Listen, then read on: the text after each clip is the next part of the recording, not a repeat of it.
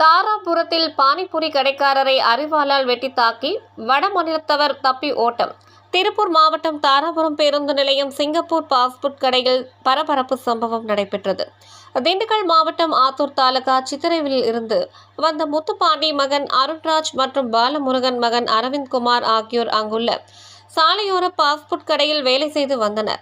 இன்று 2 வட மாநிலத்தை சேர்ந்தவர்கள் கடைக்கு வந்து நூடுல்ஸ் ஆர்டர் செய்தனர். 3 பிளேட் நூடுல்ஸ் கேட்ட அவர்களுக்கு முதலில் 2 பிளேட் வழங்கப்பட்டு பின்னர் இன்னொன்றை தயாரிக்க இருப்பதாக கடைக்காரர் தெரிவித்தார். இதற்கு மது போதையில் இருந்த வட மாநிலத்தவர்கள் இந்தியில் அவதூறான வார்த்தைகளை கூறியதாக கூறப்படுகிறது. இதனை எதிர்த்து அருண்ராஜ் மற்றும் அரவிந்த்குமார் வாக்குவாதம் மேற்கொண்ட நிலையில் அடையாளம் தெரியாத அந்த இருவர் திடீரென அரிவாளால் இருவரின் தலையில் தாக்கி தப்பிச் சென்றனர். காயமடைந்த இருவரும் உடனடியாக அருகில் உள்ள மருத்துவமனைக்கு அனுப்பப்பட்டனர். சம்பவம் தொடர்பாக தாராபுரம் காவல் நிலைய போலீசார் வழக்கு பதிவு செய்து குற்றவாளிகளை பிடிக்க மேற்படி நடவடிக்கை எடுத்து வருகின்றனர்.